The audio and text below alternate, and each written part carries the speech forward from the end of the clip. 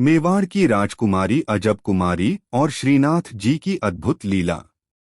राजस्थान के मेवाड़ में एक बहुत ही सुंदर और सरल हृदय की राजकुमारी रहती थीं। अजब कुमारी।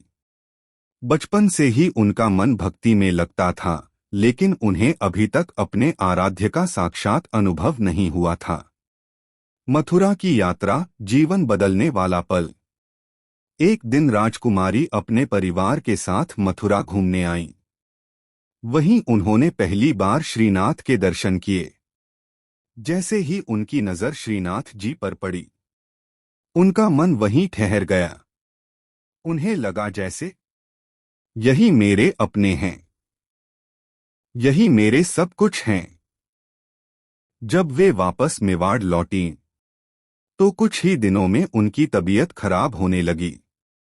न खाने में मन लगता, न किसी से बात करने में। दिन रात बस श्रीनाथ जी की याद में खोई रहती। धीरे धीरे हालत इतनी खराब हो गई कि पूरा महल चिंतित हो गया।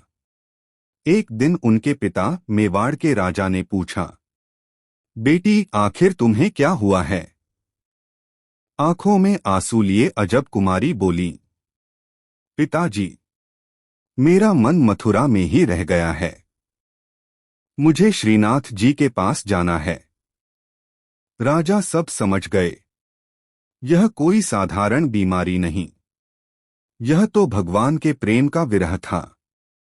राजा ने आखिरकार उन्हें 15 दिनों के लिए मथुरा जाने की अनुमति दे दी। राजकुमारी खुशी से भर उठीं और तुरंत श्रीनाथ जी के दर्शन के लिए निकल पड़ी। मंदिर में रोज रोना। मथुरा पहुंचकर वे रोज मंदिर जातीं। लेकिन एक अजीब बात थी, वे रोज श्रीनाथ जी के सामने बैठकर रोती रहतीं। पुजारी ने देखा और एक दिन पूछ लिया, बेटी, तुम रोज रोती क्यों हो? जो आता है वही करो। राजकुमारी ने अपनी पूरी कहानी सुनाई। पुजारी मुस्कुराए और बोले, तुम्हें जो करना आता है वही करो। भगवान से उसी तरह जुड़ो। चौसर का खेल भगवान के साथ। राजकुमारी को चौसर, पुराना खेल, खेलना आता था। अगले दिन से उन्होंने एक अनोखी लीला शुरू की। वे श्रीनाथ जी के सामने चौसर बिछातीं और खुद ही दोनों तरफ से चाल चलतीं। एक चाल अपनी तरफ से, एक चाल श्रीनाथ जी की तरफ से। जीवंत लीला, भगवान के भाव बदलते थे। धीरे धीरे एक चमत्कार होने लगा। जब श्रीनाथ जी हारने लगते, तो उनका चेहरा उदास सा दिखता, और जब जीतते, तो ऐसा लगता जैसे मुस्कुरा रहे हों। राजकुमारी यह सब महसूस करती। राजकुमारी का दिल बहुत कोमल था। भी उन्हें लगता कि श्रीनाथ जी हार जाएंगे। वे अपनी चाल बदल देती और अंत में उन्हें जीता देती। यह रोज का नियम बन गया। मैं हार जाऊं, लेकिन मेरे प्रभु जीतें। धीरे धीरे 15 दिन पूरे होने लगे। अब फिर से वापस जाने का समय आ गया। राजकुमारी रोने लगी, अब मैं आपसे दूर कैसे रहूंगी?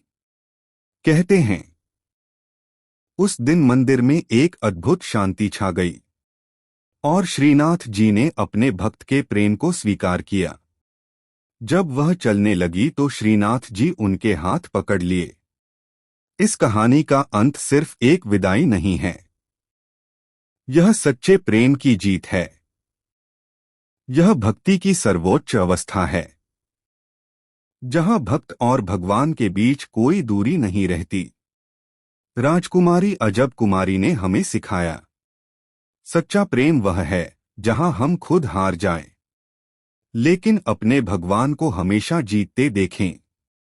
आपको ऐसी ही भक्तिमय और दिल छू लेने वाली कहानी पसंद है तो हमारी वीडियो को लाइक करें और कमेंट करके बताएं कि आपको ये वीडियो कैसी लगी। अगर आपको ये वीडियो अच्छी लगी है तो कमेंट में राधे राधे जरूर लिखें और हमारे चैनल को सब्सक्राइब जरूर करें।